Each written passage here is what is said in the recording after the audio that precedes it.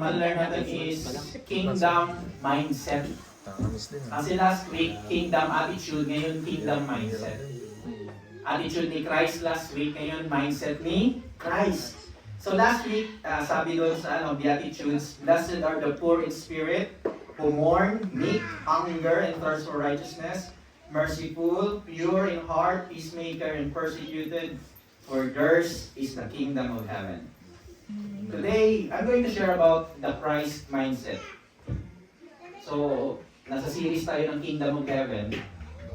So, all about mindset ni Christ yung i-apply natin ngayon. Amen? Are you ready to receive the Word of God? Yes. Amen? Amen. So, yung calling natin sa life is to follow Jesus, to love God. Marami tayong calling. It's all about, sometimes, ang calling natin maging engineer, maging priest, maging pastor, maging nurse. Marami tayong calling in life. Pero yun yung calling natin dito sa earth. Pero yung mostly yung greatest calling natin is to follow Jesus talaga. Right? Amen? So, wag natin i-confuse yung calling natin na, okay, ganito lang ako. Nurse lang ako, engineer lang ako. How can I help in the kingdom of heaven? Don't belittle yourself because kahit nurse ka, engineer ka, kahit ano ka pa, you are a follower of Jesus. So full-time yung calling mo kay God. Amen? So how can we know God? Through His Word. Through the Word. Dito na natin malalaman yung Lord, si God, through the Word of God talaga. So, if you don't know the Word, if you don't study the Word, if you don't meditate the Word, if you don't apply the Word, if you don't have time for the Word, and you don't prioritize the Word, you will always be defeated. Kung hindi mo alam gamitin yung salita ng Diyos, kung hindi mo alam magbasa ng salita ng Diyos, kung hindi mo to chine-check, always ka defeated. Dahil si Satan is a full-time devil. He's a full-time devil. He knows the Word of God also. He knows the Bible. He knows this. So dapat kailangan natin magbasa at saka papunan yung soul natin ng Word of God para meron tayong panlaban. Meron tayong combat against sa enemy. Meron tayong counter.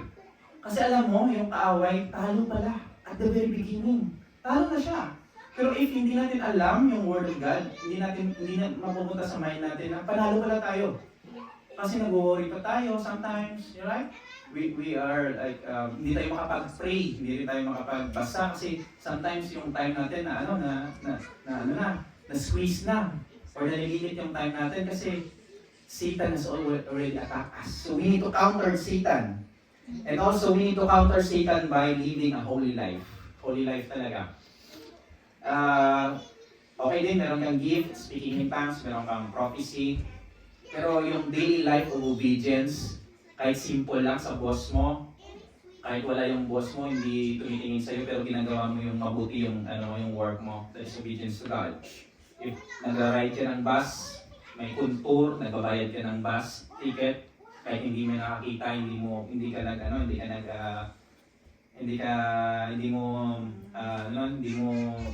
nagsasakay ng bus na walang ticket. That is living the life in righteousness. Yan yung need natin. Amen? Amen. And alam niyo ba yung sin, yung kasalanan nag-start sa mind. There's a battle in the mind. Kaya yung mind natin dapat Christ mind. Yung mind natin. Kasi dito nag-start yung kasalanan. Dito battleground to. Dito tayo nag-fight sa mind. So as a soldier of Christ, we might fight and we must be equipped. Kasi sabi ng Biblia, for we are not wrestles against flesh and blood. Yung katabi mo, tingnan mo yung katabi mo. Hindi natin yung kaaway. Hindi natin kaaway yung katabi natin. Alam mo kung sino yung kaaway natin? Principalities, against powers, rulers of the dark world of this age. Si Satan yung kaaway natin. So kapag hindi natin ma-renew yung mind natin, kagaya sabi ni Kuya Obet na Romans 12:2 that we need to renew our mind daily. Daily yung pag-renew ng mind. Amen? So maraming information sa Facebook, sa Instagram, sa YouTube tayong nare-receive. Always marami. Kapag scroll mo pa lang, ang dami ng information. So, 35,000 ng information na yon pumapasok sa mind natin daily. 35,000. Pero kapag inad mo pa, pag-swipe, pagbabasa ng ano dyan, ng mga ano sa social media, nadadagdagan nagiging 78,000. Information pumapasok sa mind natin. Nagiging bombarded tayo ng information. Pero I want you to encourage na the best information that you want to receive is the Word of God. Ito po yung best information. Ito yung best. Bahala na sila dyan kapag ano sila dyan. Nagchismisan sila dyan, nagrally sila kay Duterte. Bahala sila dyan. But ikaw, you are a soldier of Christ. You need to guard your heart and renew your mind by the Word of God. Amen? Amen. Kailangan natin to. So si Jesus nag-teach na sa sermon, sa Sermon on the Mount. Hi, Emilia. So nag-teach na siya doon, no? So una niyang teach is yung Beatitudes. Ngayon, iti-teach niya ngayon sa atin yung mindset. So merong 6 ways to think like Christ. Merong 6 sa Biblia. If you have your Bible, let's open our book. Yung first natin is avoid anger and hatred. So konektado lang yung ano natin, yung preaching natin sa ano ni Kuya Ramil. Sa kanyang sa kanyang exhortation. Meron kayong Bible, let's open your Bible on Matthew 5:21-22. So yung first natin na pag-aaralan, how to think like Jesus, is to first think to avoid anger and hatred. Bakit ba kailangan natin i-avoid ang anger and hatred? Kasi kasalanan pala yung magalit.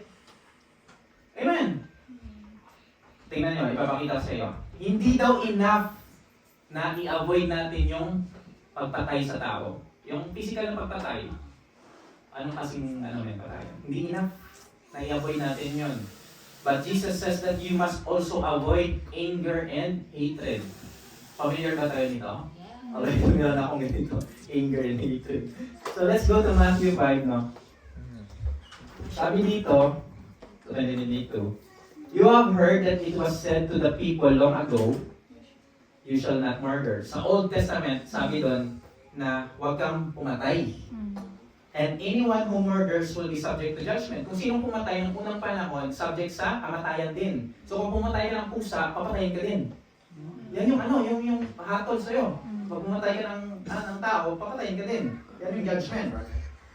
Sabi sa verse 22, but I tell you, sabi ni Jesus, that anyone who is angry with a brother or sister will be subject to judgment. Again, anyone who says to a brother or sister, Raka, is answerable to the court, and anyone who says, you fool, will be danger of the fire of hell. So kapag naggalit tayo, kasi sinabi, lokong batang to sinabihan natin ng gano'n, danger pala tayo sa judgment, danger pala tayo sa impyerno. Ito yung teaching ni Jesus sa mga disciples niya. So nung sinabi ni Jesus na, I tell you, hindi siya nag-a-add ng another law para sa law of Moses. So ibig sabihin, binibigyan niya tayo ng understanding kung bakit niya binigay yung law na yun. Understanding, bakit binigay niya yung law na yun. So, sabi ni Jesus, huwag na tayo maging angry enough to kill. Huwag na tayo maging sa angry tama si Kuya Ramil. Meron tayong anger issues. But we need to cut it, to stop it. Kasi kapag ang anger, tumagal sa heart natin, nagiging cause yun ng problema. Sometimes makapatay pa ng tao. Amen. So mostly, nangyayari ito sa unbelievers and also to the Christians. Pero today, Jesus is telling to us to have His mindset. Na kapag nag-angry ka na, huwag na natin patuloy na mag-angry. I-cut na natin. So malalaman natin ngayon kung bakit, paano natin ito tanggalin, yung angry. Amen. So, ang angry, pag patuloy tayo, it will lead to violence, murder, hurt, and increase of mental stress and spiritual damage. Marami tayong mga angry issues. But as a Christian, mabilis natin yung tanggalin by repentance. Amen? So tama, ang isang sa mga gusto ni Jesus na gawin natin is self-control. Is good. Good, sabi ni Jesus, ang self-control. But Jesus wants us to practice self-control of the mind. Sa mind kasi nagsastart yung anger. Hindi nagsastart yung mind sa physical. So, nung nagalit ka, saan ba nag-start? Dito, di ba? Hindi naman na, agad. Kumuha agad ng bataling dahil sasakyan mo, di ba? Hindi. Please, to your mind, di ba? Nagalit ka muna sa tao. So sabi ni Jesus, okay yung self-control, okay yung discipline, self-control, pero you need to control your mind. Control yung mind sa anger. Naunawan ko ba? Amen? Naunawan ko ba? Yes. Avoid anger and hatred. Kapag may nagkasala ng yung kapatid natin, avoid anger and hatred. Forgive agad. Kasi alam mo, kapag may anger and hatred pa tayo, mostly, yan yung opening ng demons sa buhay natin. Alam mo yung demons, totoo po yun. And a Christian can have a demon also. Yes, if nagkakatini tayo sa pagkakasala. Sin. When I'm studying this book of Derek Prince, They Shall Expel Demons. Many of doon sa Mark 5, many doon sa mga nag-a-attend ng church sa Mark 5 is attendees of church. Ibig sabihin, naniniwala na sila sa Diyos. But Jesus performed expelling demons out of their life. Kasi although kahit Kristiyano sila o naniniwala sila sa Diyos, meron pang areas ng heart nila na hindi nila na isumo sa Diyos. At yun ay nagiging opening for the devil to come. Like for example, ang bahay nyo. Ang bahay nyo kapag ang lock ng door, hindi na lock, open pa rin. For example, open yan, merong stumbling block yan sa door, might be sin, addiction, unforgiveness, might be lust, mga ganon. Nagiging entrance yun ng demonic to come. And the demons will torment us, will put sickness, will put curse. That's why yung pamilya natin, puro nag-aaway. Bakit pamilya natin, next week meron na namang sakit, meron na namang ganito, bakit puro malas? Always. Kasi we allowed the devil to enter into our life. But sabi ni Jesus, we must have self-control in our mind. Saan ba yung bahay natin? Yung katawan natin. Katawan. So we must protect our body by protecting our mind, renewing our mind. Self-control po kapatid, our thoughts. Let's go to number 2. So, sa amin na ito, para maging think tayo like Christ, yung second natin is have a good relationship with God and to others. Amen. So, hindi daw enough na magbigay lang tayo ng gift. Hindi lang tayo enough to na mag-tithes ka lang or magbigay ng regalo or maggawa ng good deeds. Hindi daw enough. Sabi ni Jesus, we must also have a good relationship with God and other people. With other people also. Magkaroon tayo ng good relationship. Let's go to Matthew 5:23 to 26. Okay lang ba, Darius? Bigyan natin ng mapis, Kuya Darius. Okay ka lang ba? Oo, mamas. Bigyan mo ng masandan.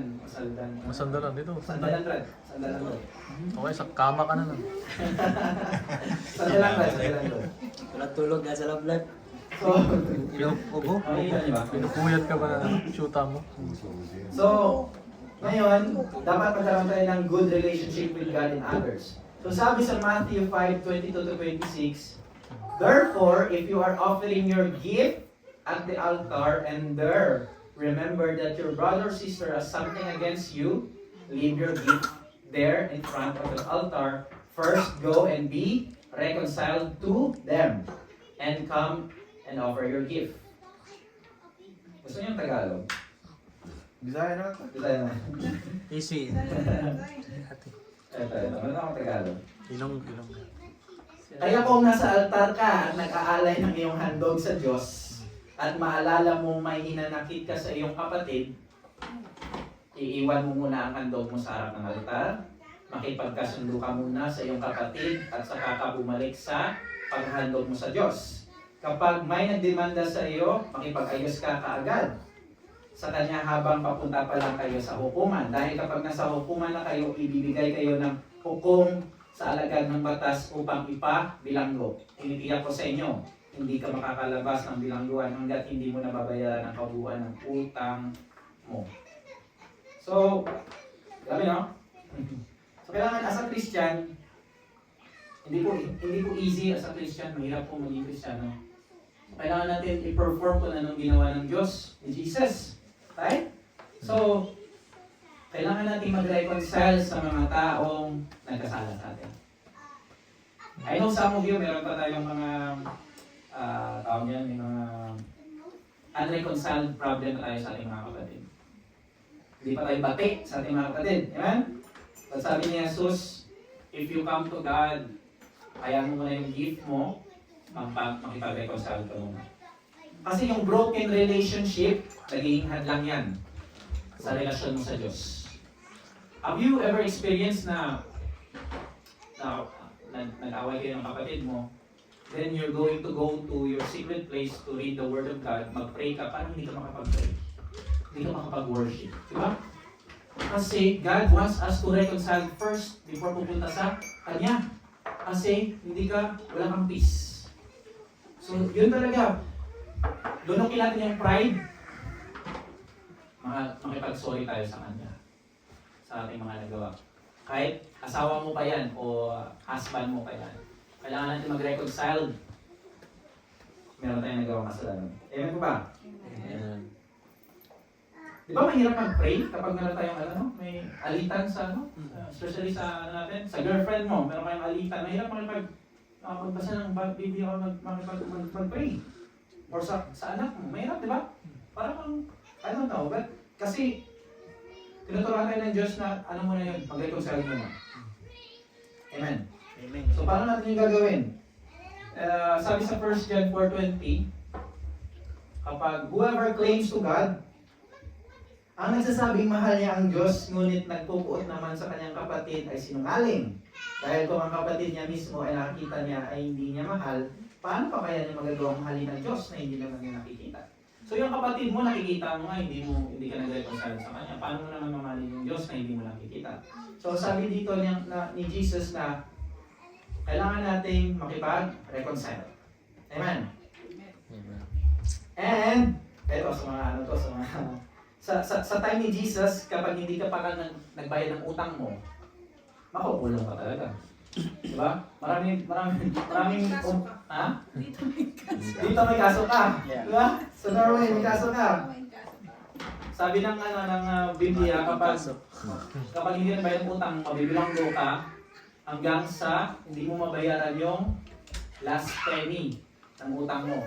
Again? Unless na mabayaran mo yung utang mo, mabibilanggo ka talaga. Tulaw. Kaya kahit sa small conflict, mag-settle tayo agad. Para hindi na tayo umantong sa trouble. Tama yung sinabi ni Brad Ramel na nag-settle agad siya. Para hindi na lumala ang trouble. Hanapin mo yung taxi driver, Brad. Sorry Ha? ka. Hindi, okay rin din na, pag-pray mo na lang na, European. Lord, i-detach mo yung heart mo. Sir, Lord, I dito, forgive pula that ko. person. Pula ko. Kung bahala sa kanya. Buti hindi siya panapano. Pero mas maganda din na mag-sorry ka sa harap nila. Kahit pa-pride pa yung taong yun, basta nag-say sorry ka sa kanya. Kasi hindi naman yung connection, yung forgiveness mo para sa tao, yung forgiveness na inak mo para kay God. Amen. So, kapag may nangyari doon, ang advice ng verse na ito is dapat actionan agad. Amen. Kailangan natin makipag-reconcile agad. Maraming nangyari dito sa ministry na ito. But, we did our best. Amen? Ginawa natin yung best natin makipag-reconcile, di ba? Pagmahal. Di ba? Tinanggal natin yung anger natin. So, wala sa part natin yung kasalanan. Sa kanila na yun. Amen? Bala sila. If magtanim sila ng sama ng loob sa atin. But we're going to continue to pray for them. Amen? Amen. So, tapos na tayo sa avoid anger. Madali lang to pero kailangan natin ma-remind. Kasi hindi na natin namamalayan. Always tayong nagagalit, always tayong nag-hate, diba? Always tayo wala tayong relationship sa sa others. Alam mo, Ayun. nung sumasakay ako ng bus, may mga sumasakay na handicap. And some religions like Muslim, umupo sila dun sa handicap space. Di ba? And sometimes hindi nila binibigay yung seat para sa mga handicap. Hindi nila binibigay yung seat. So, sabi ko, there's a difference in some other religions dahil sa Kristiyano. So, yung ginawa ko, kahit nasa malayo ako, is tumulong. So, kailangan nating kailangan nating tawag niyan, gampanan yung pagiging Kristiyano natin sa araw-araw na kumuha. To love others.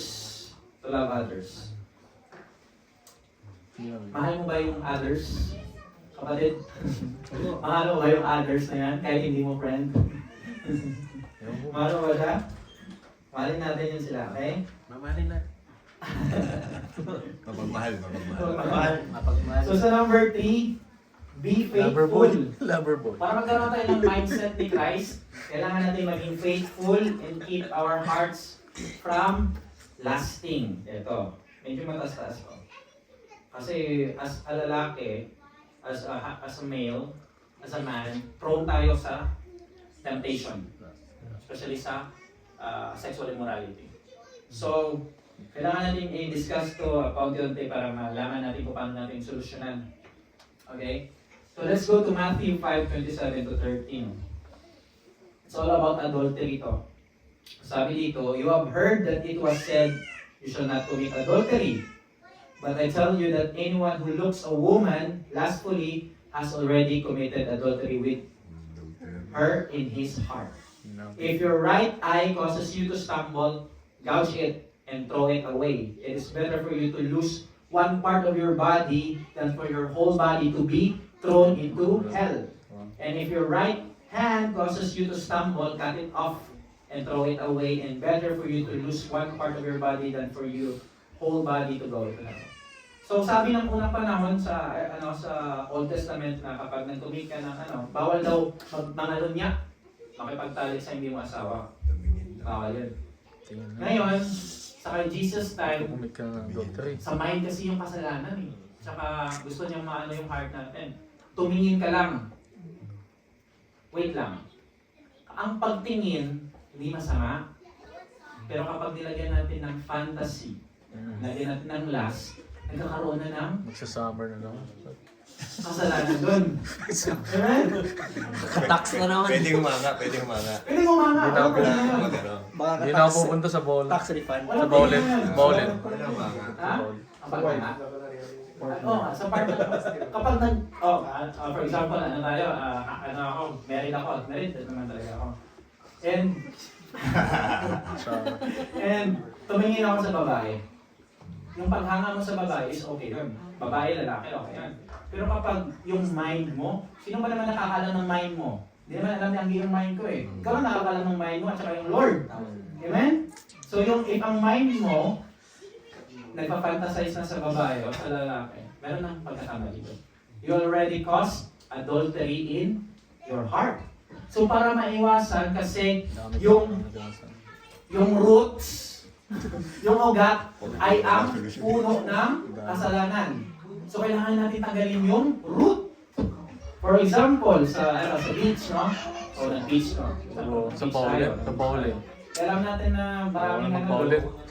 naka-bikini. Huwag na tayong, alam na natin, Hindi na ako lalabas sa bahay. nasa sambal tayo, huwag na tayong doon. Doon na lang tayo sa sulok. Usap na lang tayo doon. Di ba? Lagay ka naman Hindi naman. Ano eh. Kasi, Biglang tingin. Wag lang. kasi throughout the Bible, si Joseph, Dami ko na pala yung ginawa ni nag-aasa. Joseph is run. He ran from the wife of Potiphar. Pero dito, sabi ni Jesus, hindi kaya ng run. You need to be faithful to God and keep your heart sa heart. Hindi kayo ng physical na pag-run. Kasi alam mo na experience ko, kahit anong, for example, may example ito. Tawag mo, nag-iisip ako ng example. Baka sumabit eh. Na-record tayo dito. Sabi ko, di ba dito sa Norway? Okay. So, sabi ko, iwas ako sa mga babae. Iwas ako kasi yung mind, syempre, ang devil always paglalaroan yung mind natin eh. Kahit malinis ka, paglalaroan yung mind mo. Always yan. So, iwas ka. Okay na, iwas ka na. O ngayon, nasa bus ka, okay naman yung bus, wala namang last full doon. Ibigla naman dumating sa mind mo. Saka, na-bait ka sa mind mo. Kumain ka sa bitag ng kaaway. Ngayon, naisip mo naman yung past mo, naisip mo naman yung ibang babae, naisip mo naman. So ngayon, kailangan mawala yun. Hindi lang, okay din na, na lumayo ka, pero hindi lang paglayo. Dapat daw maging faithful tayo sa Diyos. Prayer, reading the Word of God, and i-free natin yung heart natin sa lustful.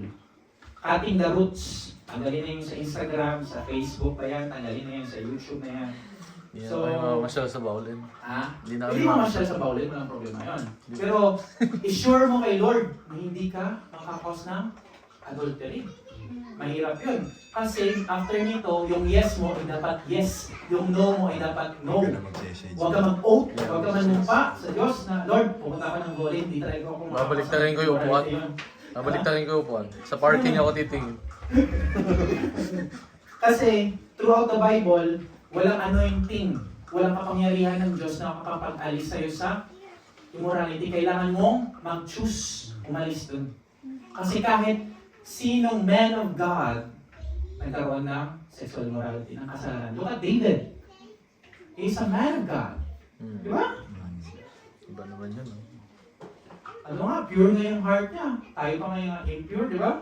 So, sabi dito, sabi ni Jesus, Matindi din mata niya, ano? ha? Matindi din ang mata niya. Sino? Si David. Si David. Ang layo na rin siya, ano, nakita niya eh. Physical. Hindi So, naman kanya. di ba tinuro ko sa inyo Video. na ang temptation hindi masama? Ang masama is nag-give in tayo sa temptation. For example, kahit merong temptation ng food. Okay. Nagiging masama na kapag kumain ka ng sobra. Diba? O tinempt tayo. Marami tayo. Always tayo tinetempt. Diba? Sa pag-shopping. Marami tayo. Always tayo tinetempt. Hindi masama yung temptation. Yung masama is nag-give in ka sa temptation. Amen? Kasi sa Genesis, hindi naman masama na nag-offer yung si Satan ng bunga ng kahoy, di ba? Ng prutas. Yung naging masama is nag-give in si Eve. Diba? Pero dahil nagkaroon tayo ng knowledge ngayon, kailangan natin yung kahit temptation, iwasan na rin natin. Amen? Kasi yung temptation ay siya yung bunga ng kasalanan. Ang kasalanan, bunga ng kamatayan. Amen? So, ano mangyayari kapag nagkakaroon tayo ng lustful thoughts? Nasisira yung marriage natin. Especially sa wife natin, nasisira. It will break our family. It will break our relationship with God. Kaya sabi ni Jesus na iwasan natin kasi hindi ka lang makakasala sa Diyos, makakasala ka pa sa pamilya mo. At saka maksisira yung buhay ng pamilya mo sa Diyos. Pero hindi kinokondemn ni Jesus ang paghanga natin sa mga babae. Hindi niya kinokondemn. Yung kinokondemn niya is yung pag-fantasize natin sa mind natin. That's why we need to guard our heart always. We need to guard our heart. So when sinabi ni Jesus na kapag yung mata mo nagkasala, tanggalin mo. Figurative po yun, hindi po yun physical, literal. Tanggalin natin. So ibig sabihin, tanggalin natin yung roots. So yung gawin natin, delete natin yan. Kung pwede hindi ka na mag-cellphone, hindi huwag ka na mag-cellphone para at least pumunta ka ng langit. Ayan. So, we sometimes tolerate sin in our lives na hindi natin na-check. Di ba? Unfollow. Nagdi-destroy yan sa atin. But I want to encourage you, brethren, to stop it, cut it off, get rid of that sa mga roots. If meron ka mang bad habit, now, repent kasi yung arms ng Lord open. Always yan sa atin. Kaya, kailangan natin yung examine yung heart natin if meron tayong nagawang kasalanan. At tanggalin, take an action, and to remove it. Amen? Amen. Ganun din sa hindi lang ito sa last full of the eyes yung babae. Ganun din sa sa sobrang pagkain, sa sobrang shopping, sa sobrang sama dito sa chismis, sa mga chismis, tanggalin natin yan. Yung nagger, hindi ko kasama. Ha? Nagger. Ano yan? Nagger. Mga naging. Naging. Napatingin si Jan. Naging. Hindi Nagagin. naman ako naging. Masisira din ang mood mo pag ganyan nagnanag. Ikaw pala. So, tayo dito, prone tayo, hindi lang lalaki, babae din. So, maraming Kristiyano nagsastruggle dito. When it comes sa pornografiya, sa mga malalaswa, nagsastruggle dito. Kasi mostly, nagiging door nito ng demons sa buhay nila. And yung demons nag-o-offer sa kanila from the age of, maybe nag-start sila ng manunood dito nung there was 14, or na sexually abused sila, and nag-deliver na sila sa sin in the cross, but there are something na kailangan silang ma-deliver na dapat mawala na yon sa kanila. Yung ganun kailangan nyo ng discipline, faithful to God, and keep your hearts from lusting. Amen. So, yung ginagawa nyo, continue lang kayo kapag Tuesday, attend kayo. If hindi kayo maka-attend, okay lang, patuloy kayo ng Word of God, worship pa rin kayo doon. Kasi, maganda to sa buhay natin, na-change tayo dito. Amen? Amen. Dati, ano ba yung ginagawa nyo dati, di ba? Saan tayo dati? Noong Tuesday, di ba? Mostly, sa mall or sometimes, nakipagkwentuhan, some with our other friends. Pero ngayon, nag-fellowship na tayo kay God. Mostly yung Sunday natin, dati kapag wala tayo sa simbahan, namasyal tayo. Okay lang din na namasyal, pero Sundays, you need to dedicate that for God. Amen? Pag Sunday may hangover. Over pala, okay. Sabado. Sabado. So, ano, di ba? Sabado nights. So, kapag ayaw mong ma-destroy ng kaaway yung married life mo, kaya maraming divorce. Maraming mga, hiwalayan. Kasi dahil din dito, kaya kailangan natin magkaroon ng mindset ni Jesus na mag-be faithful to God. Number 4, ito.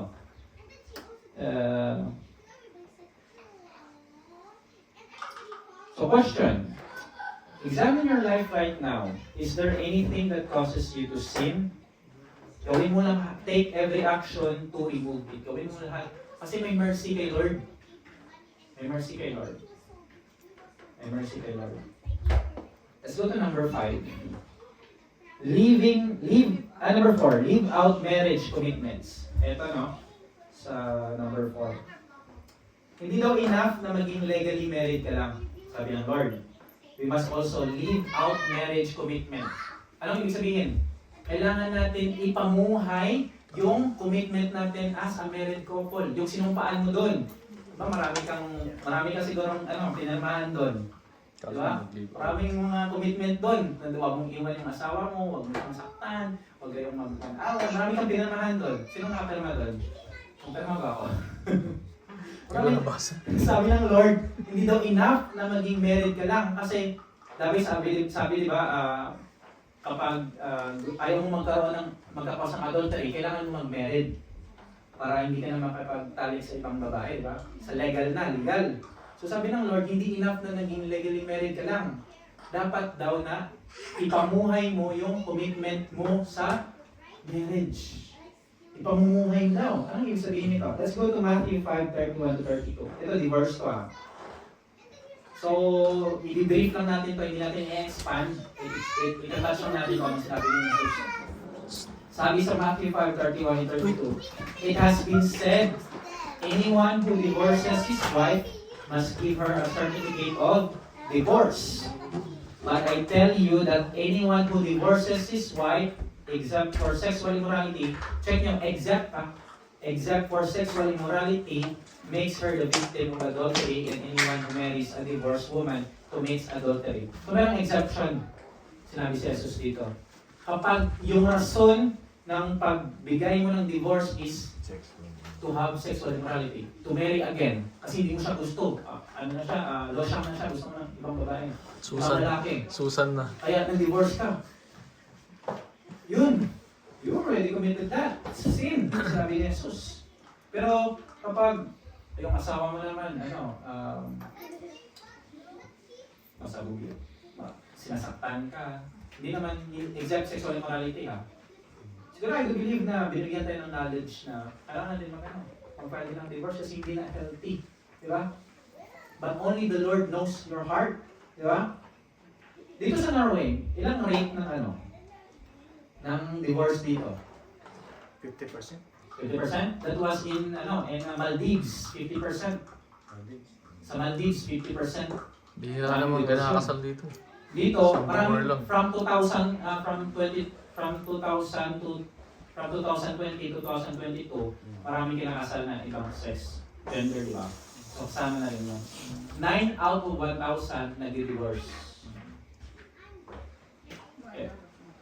Oh. Yeah. 9.9. 9 out of 1,000 married couple get divorced. So, siyam sa mga couple na yun, nasisira. Dahil sa divorce na yun. Kasi ang purpose nila bakit nag-divorce is para masatisfy yung kanila lustful desire. Amen. Ano ko ba? Yes. Amen. Sabi ng Lord, hindi daw allowed yung divorce sa sexual immorality.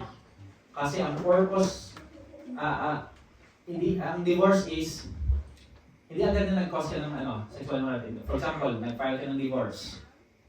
Hindi agad na nag-cause ka ng adultery yung partner mo. Yung lifestyle niya, for example, nag-divorce ako sa asawa ko. Then, gusto kong mag-asawa ulit. Yung divorce na nasala na sinasabi ni Jesus is hindi yung literal na nag-file or gano'n. Yung lifestyle. Sige ka pa rin ng sexual immorality or lust. Amen. So, ang ibig sabihin ni Jesus sa sexual immoral lifestyle is yung hindi nagko-confess at hindi nagre-repent sa kanilang. Alam nila, ang ginagawa nila ito pero hindi nagre-repent. So, ano tayo doon? Subject tayo doon sa judgment ni Jesus. And kapag na-discover mo na unfaithful yung spouse mo, for example, first thing na gawin mo ay, for example, sa mag-asawa, kapag na-discover mo na hindi faithful yung asawa mo o yung husband mo, huwag mo agad i-divorce. Okay? Alam mo kung anong gawin mo? Gawin mong lahat mag-reconcile. Gawin mo lahat na maibalik lahat. Mag-reconcile, magpatawad. Counsel. Bips mo. Para mag-restore. Gawin mo lahat. Kasi sa mag-divorce, maraming paraan kasi nagpapatawad ng Diyos eh. Rather na i-excuse natin na pabayaan na lang. Okay, mag-divorce na lang kami. Sometimes dito sa Norway, yung mga Norwegian, madali lang na mag-divorce kasi about sa pera, di ba? Or sometimes, sa last. Pero tayo as a Christian, hindi tayo hantong sa divorce. Amen? Amen? Amen. Hindi tayo hantong sa divorce. Kasi nag-oath tayo na yung babae papakasalan natin. Alam mo ba yung Genesis 2? A man leaves his mother and father to unite with a woman. And what? The two will become one flesh. Hindi na pwedeng pag-himalayin yung kinasal na ng Diyos. For example, kinasal tayo kay Jesus. Jesus is our bridegroom. And we are the groom. Or si Jesus yung bride, tayo yung groom. Naging isa na tayo kay Jesus. So kapag hiniwalay tayo, wala tayong eternal life. If nag-divorce tayo kay Jesus, saan tayo pupunta? Sa impyerno. So dapat hindi tayo mag-divorce kay Jesus, same sa asawa mo. Huwag tayo mag-divorce sa asawa natin. Amen? Amen. Kaysa ano. Wala pa. Malapit na yun. Alam mo kung ang dapat natin gawin? Lapo-lapo yan eh. Question. Are your actions today helping your marriage to grow stronger or tearing it apart? So yung solution natin is put Jesus as the center of your marriage. Si Jesus yung center ng marriage natin. Amen? Kasi kapag walang fellowship, hindi tayo nagsisimba together with our family, hindi tayo nag-read ng Word of God, hindi tayo nagdadasal, masisira ng kaaway yung relationship natin. I remember, sabi ni Brad Ramil, na-remember ko Brad, sabi mo Brad, naging mabuti yung relationship nila ni Ramil at Pani Emar, naging strong kasi naging malapit na sila sa Diyos. Amen? Amen. Glory to God! Amen! Nasa Yan siya yung gusto natin. pasok. Amen. So number 5, avoid casual and irresponsible commitment to God.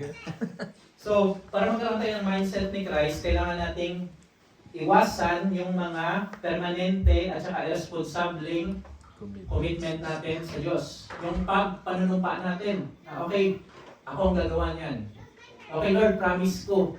Hindi, aalis na ko talaga ako sa dito. Lord, magre-repent na talaga ako. Lord, yung mga promise natin. So, check natin yung Matthew 5:33 to 37. Oath, meaning ng oath, panunumpa, ha? So, verse 30 sabi dito, again, you have heard that it was said to the people long ago, do not break your oath, but fulfill to the Lord the vows all you have made.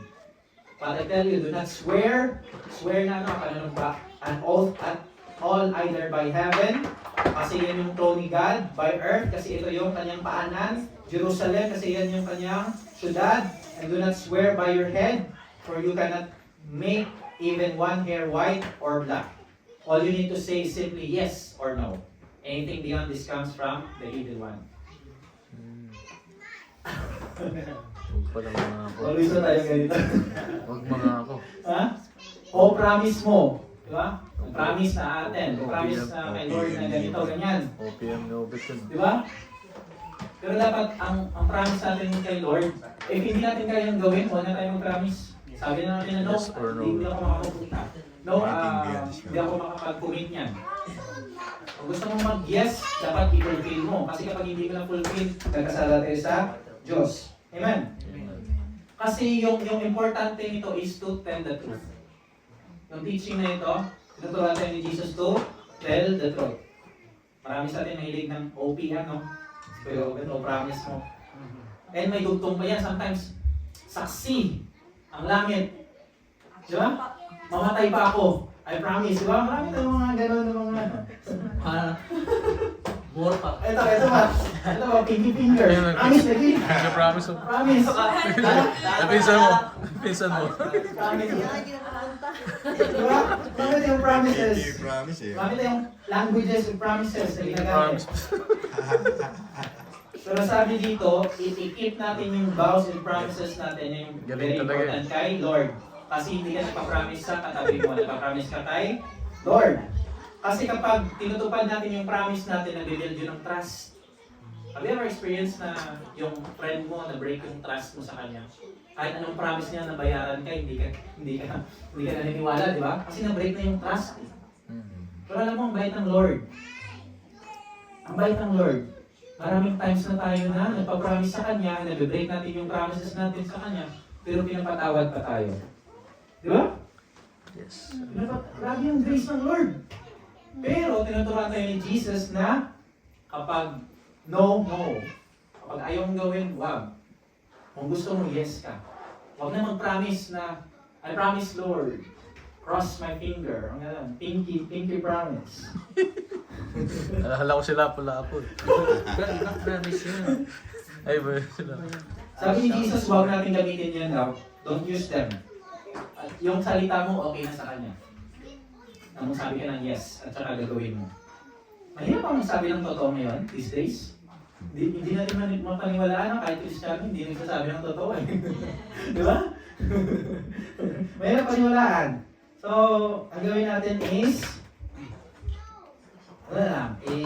ito yung gawin natin as a follower of Jesus. para hindi tayo magkasala sa Diyos. Kailangan nating tuparin yung yes natin, at saka kapag hindi natin kaya, mag-no tayo. Ano sabi sa James 5:12? Above all, brothers and sisters, do not swear, nor by heaven or earth, or by anything else. All you need to say is simple yes or no. Otherwise, you will be condemned. Kasi pag nag-promise tayo at saka hindi natin tinupay, mako-condemn tayo. Amen? Amen. Grabe yung ano ng Lord. Bawal pala yun. Bawal Yes yun. or no lang pala. Yes or no lang. Yes. No. Pwede meron din explanation. Pwede bang maybe? Wala? Well, maybe ano ba din? Or Yes. Yes or no lang. Amen? Amen. No, no, no. Dami na Let's go to pinakakuha ng last brother. natin. Question. Promise pala. Are you Pinakakuha known? na. Are you known as a person of your word? Ibig sabihin, ano ka ba ng tao? Matrust ka ba ng tao? Masaligan ka ba? Ano ka ba? Ano sa Tagalog yan? Pagkakatiwala. Mapagkakatiwalaan ka bang tao? Are you... Kasi, remember, eto, yan na yung sa experience nyo. Yung friend mo na hindi mo na always dinibreak yung promise, ano nangyayari? Hindi mo na ano yung trust nila, di ba? Hindi ko na sila tinatrust. Kasi na-break na yung trust issues eh. Pero ang galing ng ni Lord, si God na talaga matatrust natin, di ba? So sometimes in your life, yung asawa mo, yung husband mo, mag-break din yung trust. Nangyari na ba? Di ba? Mag-break din yung trust. Mangyayari sa buhay niyo, mag-break yung trust. Pero gawin niyo kung ano ginawa ng Lord. You forgive, you give grace, you give mercy. Amen? Amen.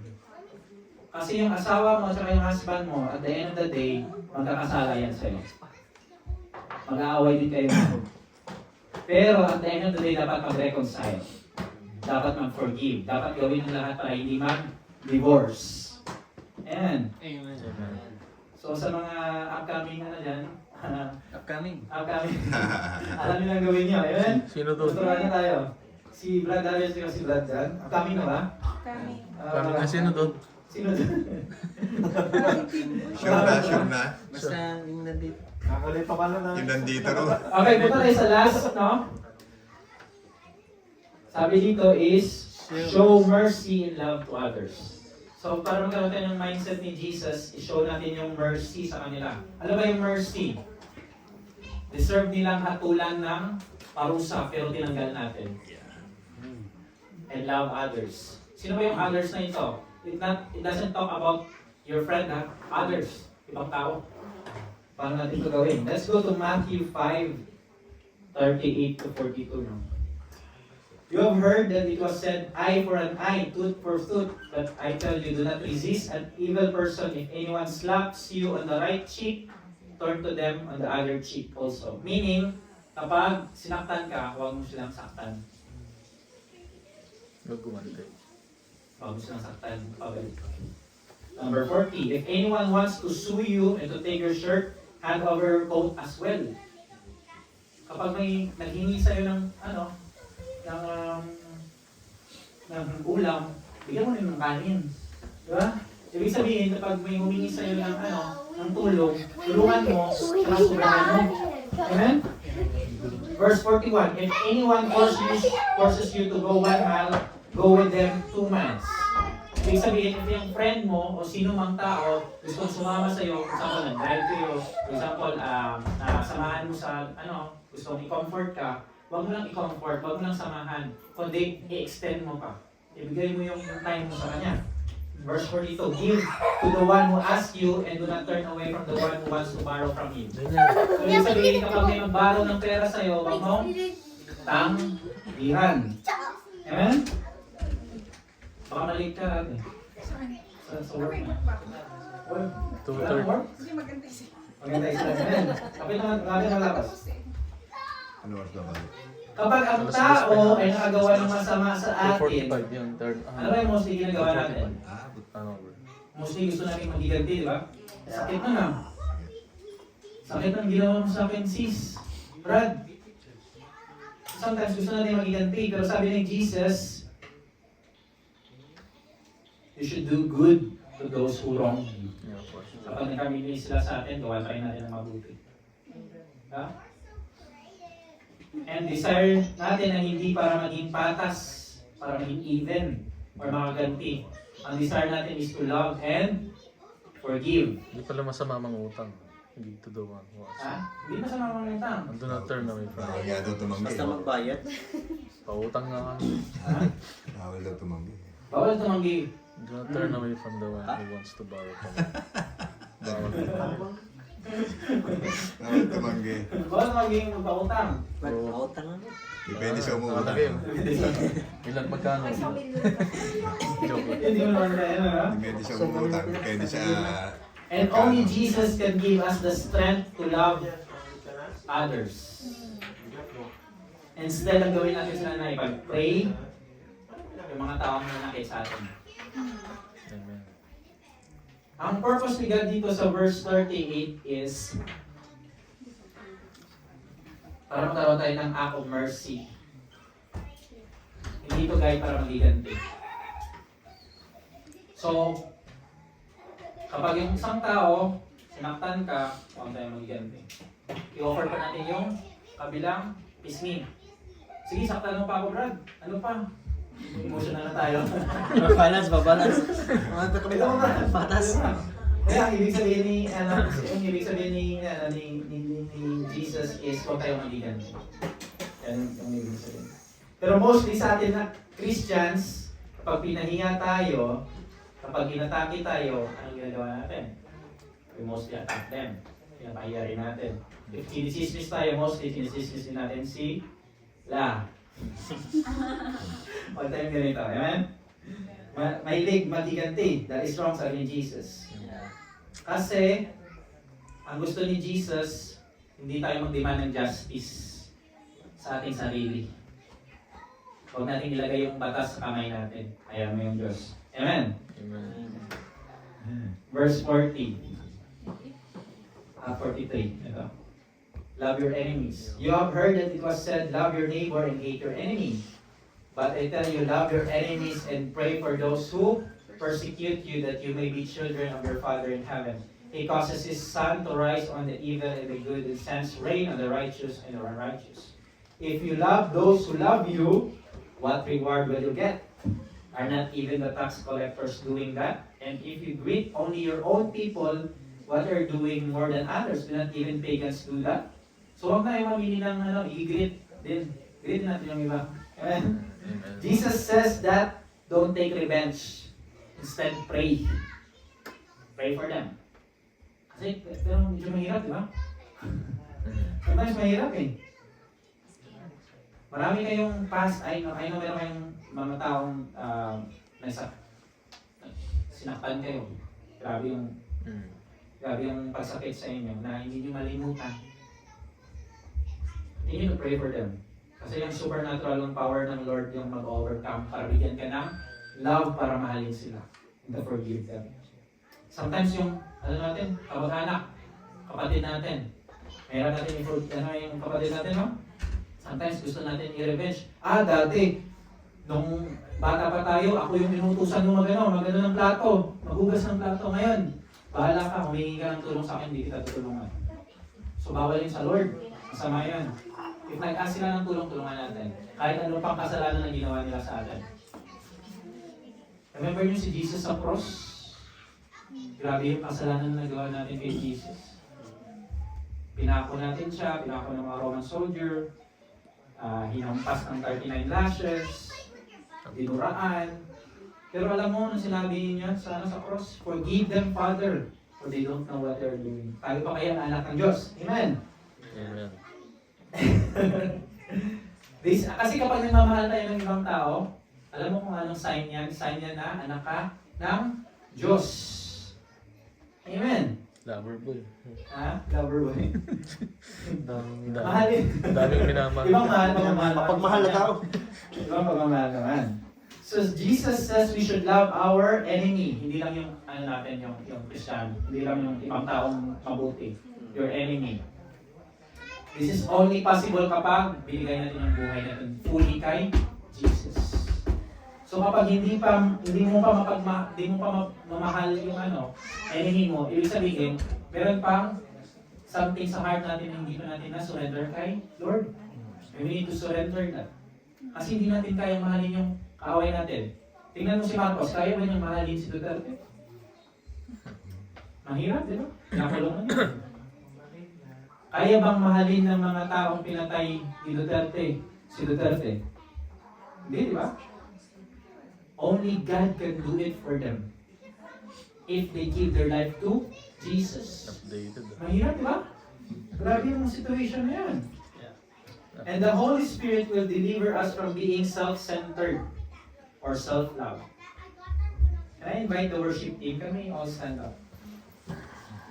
So sabi sa Romans 5:5, and hope does not put us to shame. Yung pag-asa, kapatid, hindi ka nilalagay sa sa shame. Because God's love has been poured out into our hearts. Kasi yung pagmamahal ng Diyos nasa atin na through the Holy Spirit na binigay sa atin. Sabi sa 1 Corinthians 2:15-16, those who are spiritual can evaluate all things. Yung mga taong spiritual, kaya nilang i-evaluate ang mga lahat ng bagay. But they themselves cannot evaluate for others. Pero hindi tayo makapag-evaluate sa iba. Kasi sabi ng verse 16, who can know the Lord's thought? Who knows enough to teach them? Wala. But we understand these things, for we have the mind of Christ. Can we close our eyes? My question dito, are you loving, praying, and forgiving your enemies? Ang solution is don't take revenge, just love. As we're going to pray right now. Father, we are so thankful, God, that you give us the wisdom and the revelation, Lord. That today with the Holy Spirit, I pray that we will have the mindset of Christ. Magkaroon kami ng pag-iisip na kagaya mo, Lord. Holy Spirit, transform us to become like Jesus. Help us to think like Jesus.